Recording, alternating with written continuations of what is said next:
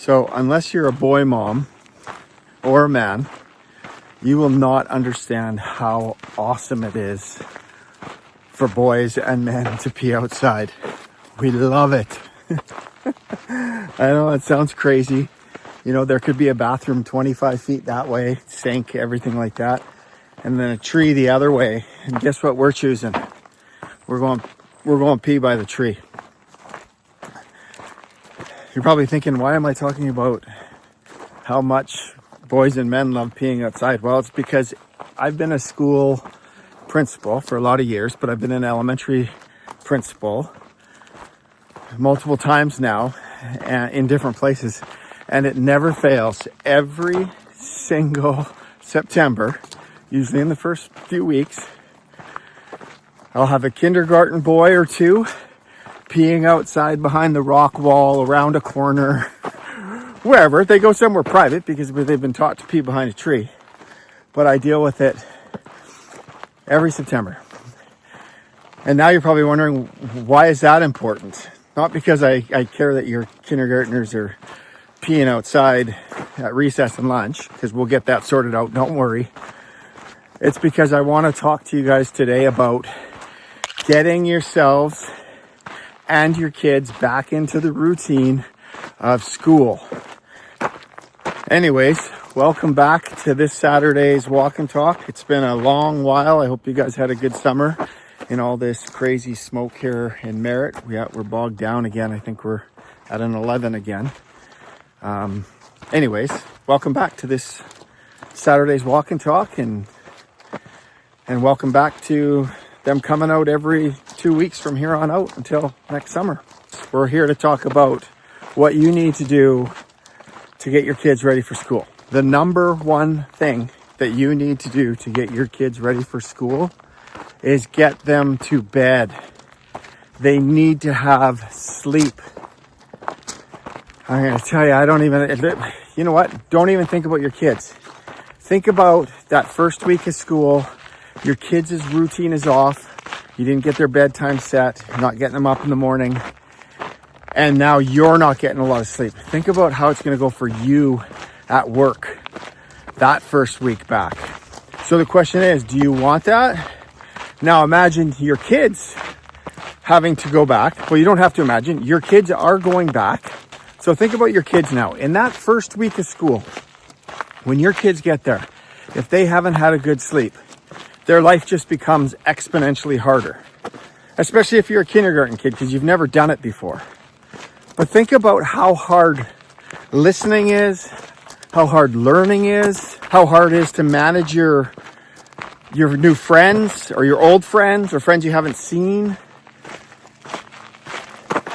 How hard it would be to take responsibility and be accountable.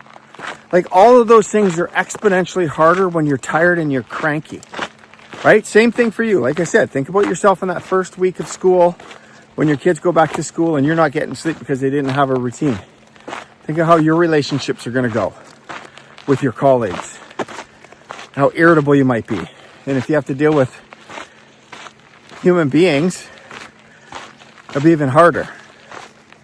Maybe this is a plea for me as a principal to get these routines in, so my first 2 weeks of school isn't stressful. It's all about me. It's really all about me. Anyways, I digress. To make a long story short, your kids need sleep more than anything in the whole world. So get them to bed. I think if your kids are under 10 years old, they need to be in bed by 8 o'clock every night, 8:30 max. If your kids are in between the ages of 11 and 13 might be a stretch. I'd push it to 9:30. And then you get to 13 and up, and that's just a whole nother beast, because now you're competing with a stronger-willed child, right? But even then, take their phone away, and I'm going to get into that, and they should be in bed by 10:30 with no phone in their room, because teenagers need probably another 2 hours of sleep more than the average person.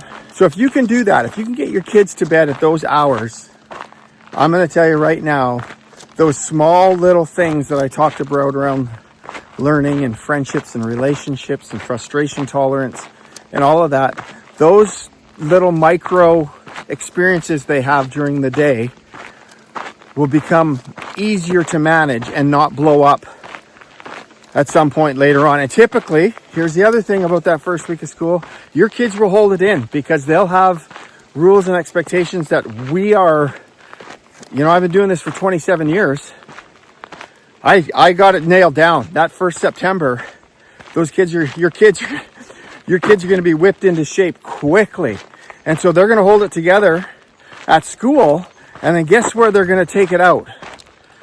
They're going to take it out at you when they get home. Tantrums, everything. So there's even more reason why you need to get your kids to sleep. And if you're a parent of a teenager, your biggest battle is going to be that phone and friends and communication. Because they're going to get to that place, unless you're one of those fortunate parents, they're going to get to that place where their room's going to be their best friend, their phone's going to be their best friend, their social group is going to be the best friend, and you're going to struggle knowing whether or not they're in a good mood, bad mood, happy, sad, struggling with their mental health, all kinds of stuff, because this is where it comes. But so and this is why sleep's even more important, and you've got to try to establish that. And it's not too late. It's going to be a tough go, but get their phones out of their room when they go to bed. Charge it in the living room, the kitchen, wherever. That's what I did with my kids. They did not have their phones in their room. They were in the kitchen. They were plugged in the kitchen. Yes, I caught them in the middle of the night going on their phones. Trust me, they will do that. And just a little tip, being in many high schools, just bragging today. Being a principal and a vice principal of a few high schools, and a special ed teacher in a high school, I can tell you, and a dad who's now raised teenagers, I can tell you, no matter how much your kids don't communicate, or if they give you one-word answers, just keep communicating. Even if they get annoyed with you or say you're irritating or frustrating, whatever, just keep communicating, because they notice when you don't, even though they hate when you do, if that makes sense. And the biggest thing is, if your kids get sleep, you stay connected with them, they'll be fine in school because they know the drill. Grade 8's not so much. If you're a grade 8 parent, you're going to have to do a little more babying because they're not going to know. Or if you're going into middle school, same thing, wherever that transition is for you. And the next thing you guys need to practice for the next 2 weeks is manners. And that means modeling it. It's so easy to give. The biggest thing I notice in school and with myself and my friends who have kids and whatnot, who are still young, is that we typically give our kids a lot of commands. And you'd be amazed. I bet you if you counted, 90% of the time, we don't say please, right? And our kids end up doing the same thing. And it's because we've become a little desensitized to using manners, even though the tone is still good and whatnot. So just model using manners. Please, thank you, excuse me, good morning, how are you? Get them to start holding the door open for you, their sister. Just those kind of courtesy-based things. Because I can tell you, because when they do come to school, and it's things us teachers have to work on too. We're very good at giving commands without using our manners, but we're going to model it strongly, right? LNIB staff, that's going to be our thing. It's one of our things. Manners with each other too. If you get them into using manners, if you get them into that routine, what it does is it inherently makes them feel more responsible for their actions. It makes them understand accountability more.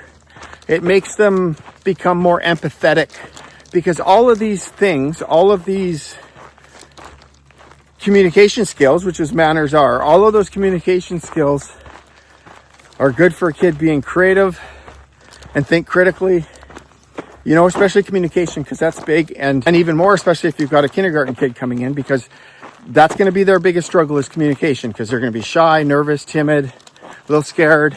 And so they're going to struggle with communicating with the adults or other kids. I mean, they'll figure it out with the 5-year-olds pretty darn quickly, especially if it's a class that has more boys than girls in it. Those boys, I tell you. Anyways, manners just helps that. And then the third thing, I know this is a bit of a long walk and talk because I haven't done it in a while. The third thing is take 10 to 15 minutes every day and just read to your kids. Read to your kids. And if your kids are old enough to read, get them to read to you. Okay? That just gets their brain working. Oh, man. How fresh is that? Whew. Look at that. That guy's here recently.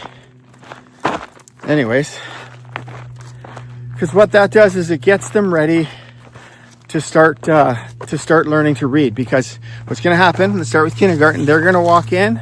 It's going to be about recognizing letters, recognizing sounds of letters, and they're going to be doing it. You know, they're going to start to learn how to read. Hopefully there was a lot of that done, you know, prior to them getting to kindergarten. But if you didn't, that's okay. That's what our job is to get them to learn how to read. And the next thing that I'd like you to do is just do some numeracy stuff, some math stuff. You know, maybe play some card games or play some dice games or count money or get them to bake a cake with you or, you know, count the signs as you go down the road. Count how many cousins they have on their fingers. Just get them into that mindset of counting. All right, I think that's it. So sleep, manners, and some literacy and numeracy. If you do those for the next 2 weeks, you're going to give your kids a monumental head start. Monumental. It'll turn into being a much better year than if you didn't. And I think we all want our kids to have a much better year, which means we'll have a better year as parents and we'll have a better year as principals. And teachers and EAs too. You guys too. Matters to you, but mostly principals. Mostly principals. So on that note, actually before I go, big shout out to all the firefighters out there. You guys have just been, man, and you know, big shout out to the parents too, because a lot of those firefighters are young kids, you know, 18 to 30 years old, a lot of those guys. And then of course your grizzled vets are out there too, but you know, it's scary for parents, I can imagine. So shout out to all you firefighters and, you know, all the people that came from other countries to come and help out. Anyways, on that note, I hope you have a good 2 weeks establishing some of these routines, and we'll see you in a couple weeks with my next walk and talk. Peace out.